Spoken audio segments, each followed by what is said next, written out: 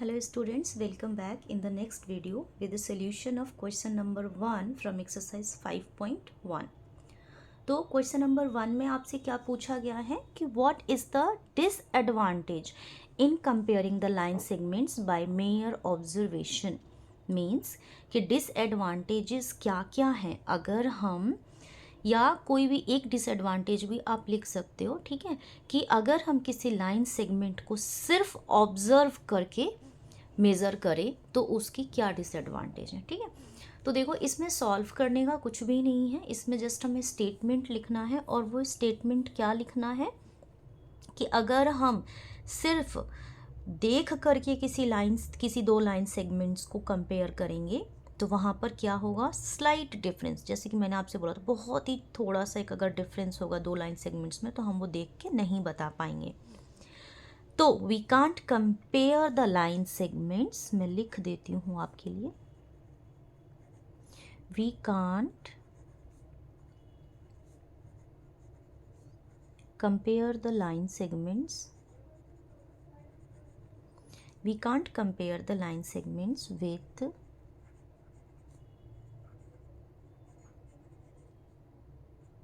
Slight difference. मतलब अगर किसी दो लाइन सेगमेंट में बहुत ही ज़रा सा ही डिफरेंस होगा तो हम वो नहीं बता पाएंगे। ठीक है, so we can't compare the line segments with slight difference in their length.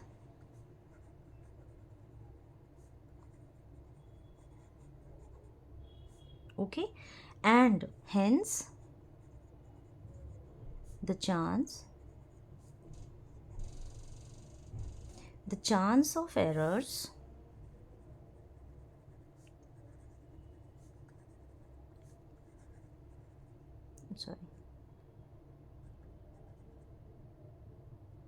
the chance of errors due to काट ही देती हूँ,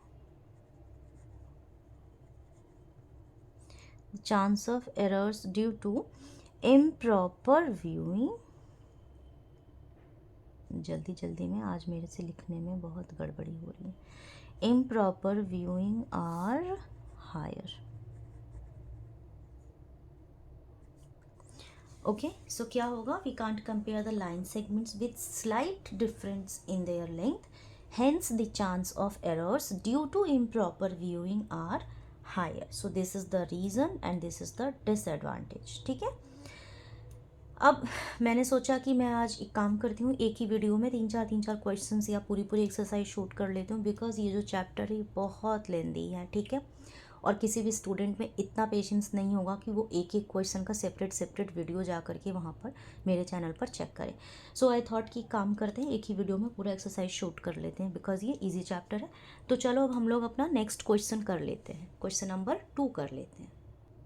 तो क्वेश्चन नंबर 2 मैंने लिख लिया है, why is it better to use a divider than a ruler while measuring the length of a line segment. अभी अभी हमने डिस्कस किया है, जो मेरा इसका प्रीवियस वाला वीडियो है आप चैनल पे जाके चेक करो, उसमें इंट्रोडक्शन पार्ट में मैंने ये सारी चीज़ें बताई हैं कि क्यों एक डिवाइडर जो है वो बेटर ऑप्शन है कंपेयर करने के लिए in compare to a ruler. ठीक है, तो इसका भी मैं स्टेटमेंट में ही हमें आंसर देना है, तो मैं इसका भी एक वर्बल स्टेटमेंट लिख देती हूँ कि जब हम रूलर यूज़ करते हैं ना तो chances of error occur due to the thickness of the ruler, and मैंने आपको एक टर्म बोला था पैरेलैक्स, उसको हम एंगुलर भी बोल सकते हैं इजी करने के लिए। ठीक है, so angular viewing, hence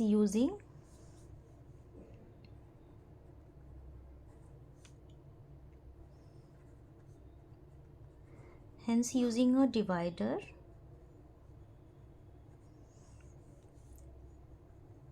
accurate measurement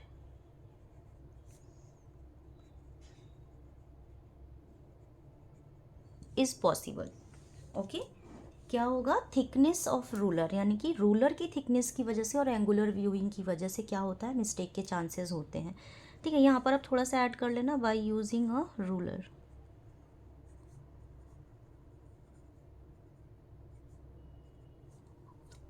ठीक है। और इसी वजह से डिवाइडर जो है वो ज़्यादा बेटर होता है अगर हमें एक्यूरेट मेज़रमेंट चाहिए होता है तो, ठीक है। अब हम लोग कर लेते हैं question number 3। Draw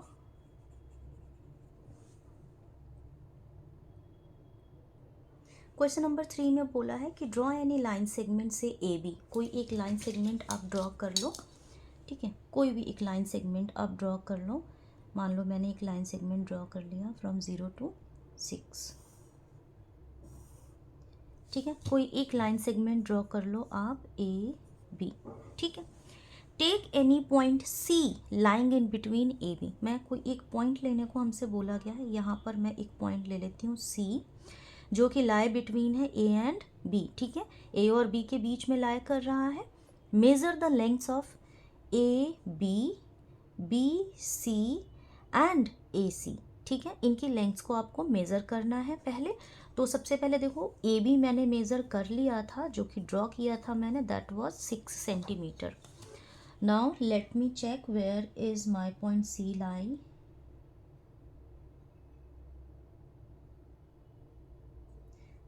it's lies just at 2 centi. मैंने मेज़र नहीं किया था, ये कोइंसिडेंटली हुआ है, सो डोंट ब्लेम मी कि मैंने मेज़र करके किया था।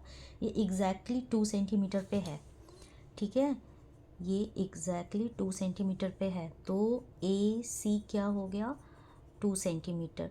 अब बच्चों अगर ये पूरा 6 है और ये इतना 2 है, तो 6 - 2 कितना हो गया, 4 सेंटीमीटर। यानी कि हमसे क्या पूछा है क्वेश्चन में, यहाँ पर ए बी लिख दिया, ए सी लिख दिया, बी सी।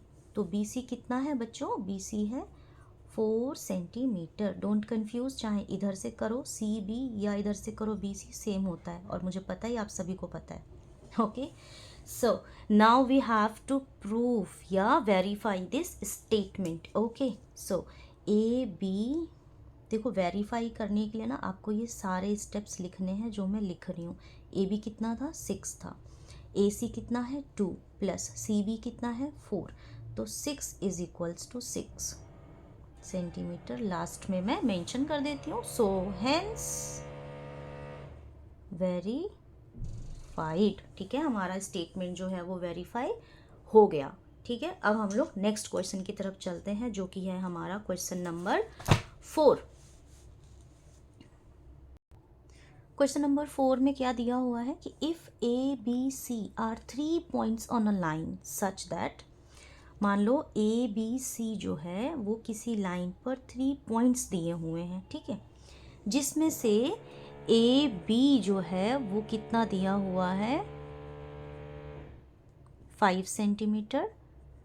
बी सी कितना दिया हुआ है, 3 सेंटीमीटर। और ए बी, मैंने शायद यहाँ पर गलत लिखा है बच्चों, ये ए बी नहीं है, ये ए सी है। ए सी दिया हुआ है 8 centimetre. So which one of them lies between the other. अब आप ध्यान दो कि सबसे बड़ी जो लाइन सेगमेंट है वो क्या है, वो ए सी है, राइट। तो यहाँ पर कोई एक मेरा लाइन सेगमेंट है, सपोज ये ए सी है, मैं मेज़र नहीं कर रही, ये ए सी है। अब इसके बीच में आप देखो, ए सी तो मैंने ड्रॉ कर दिया। अब इन दोनों में आप देखो 2 बार कौन सा लेटर आ रहा है, बी आ रहा है, राइट। यानी कि यहाँ पर कहीं बीच में क्या है, बी है। मैंने थोड़ा सा देखो इसमें गैप ज़्यादा लिया क्योंकि ए बी क्या है, 5 सेंटीमीटर है और बी सी क्या है, 3 सेंटीमीटर है। तो ये मेरा हो गया 5 और ये हो गया 3, और पूरा ए सी जो हो गया वो हो गया 8 सेंटीमीटर।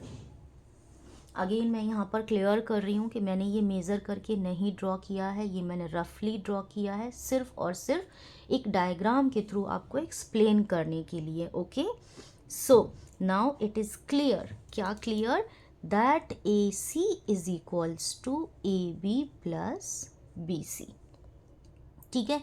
हो गया हमारा ये स्टेटमेंट, हमने प्रूव कर दिया।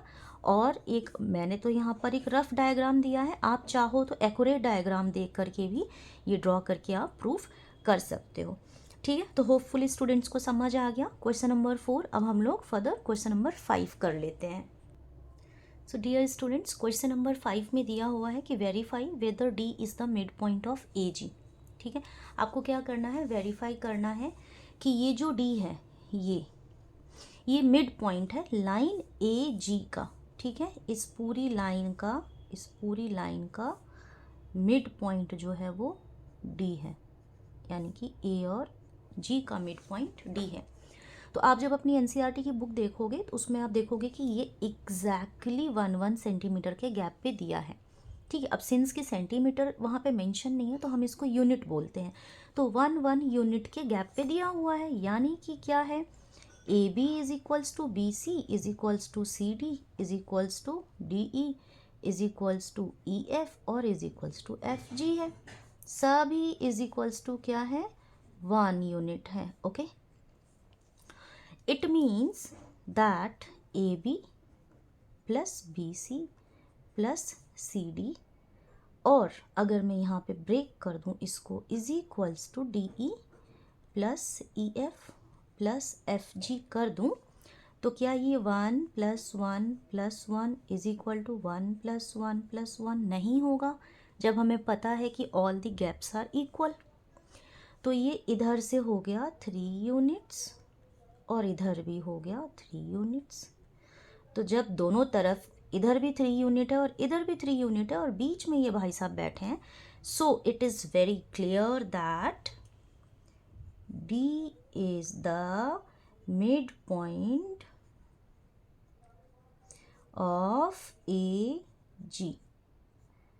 समझ आ गया सबको, क्लियर है ना, बहुत ही इजी है। हाँ, बट आप बच्चों को पता होना चाहिए कि हमें सोल्यूशन को कैसे रिप्रेजेंट करना होता है। अगर आप जस्ट ऐसे ही यहाँ पर लिख दोगे कि D is the mid point तो आपको मार्क्स नहीं मिलेंगे, आपको उसका प्रॉपर एक प्रोसेस लिख के दिखाना होगा, ठीक है। तो अब हम लोग फर्दर क्वेश्चन नंबर 6 कर लेते हैं अपने एक्सरसाइज का।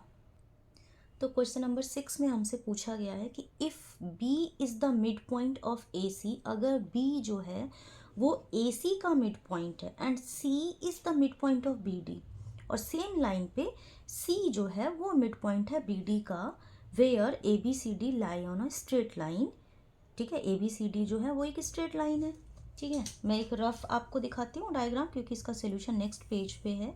ये मान लीजिए आप ए है, ये बी है, ये सी है और ये डी है, ठीक है। तो बोला है कि जो बी है वो लाई कर रहा है ए और सी के बीच में, और जो सी है वो लाई कर रहा है बी और डी के बीच में, और ए बी सी डी जो है वो एक ही स्ट्रेट लाइन है।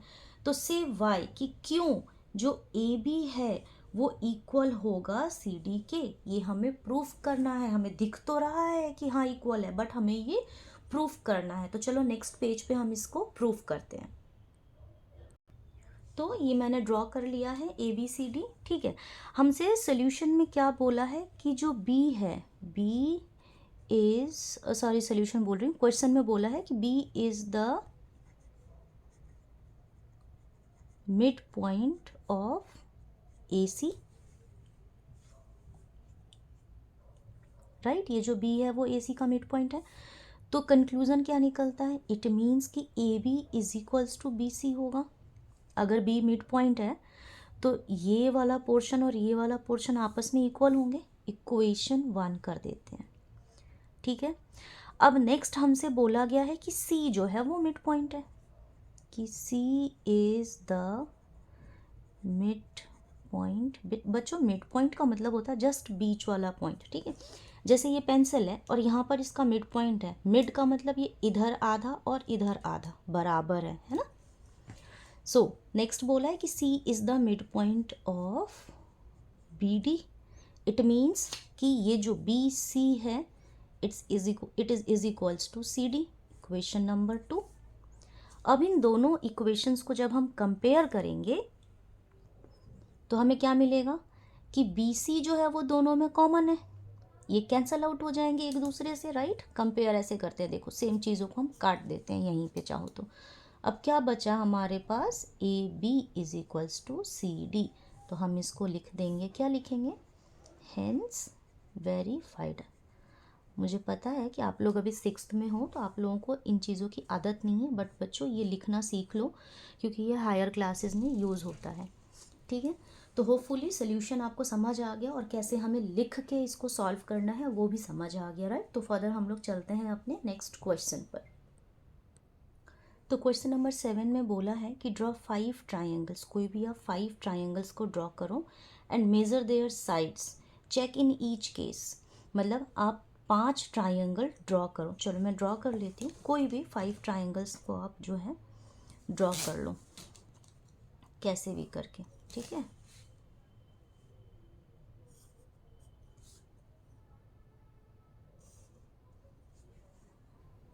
तो मैंने ये 5 ट्राइंगल्स ड्रॉ कर लिए। मैंने पहले ऐसे ही जस्ट रूलर रख के रैंडमली ड्रॉ किया एंड देन मैंने सबको मेज़र करके उनकी मेज़रमेंट्स को लिखा।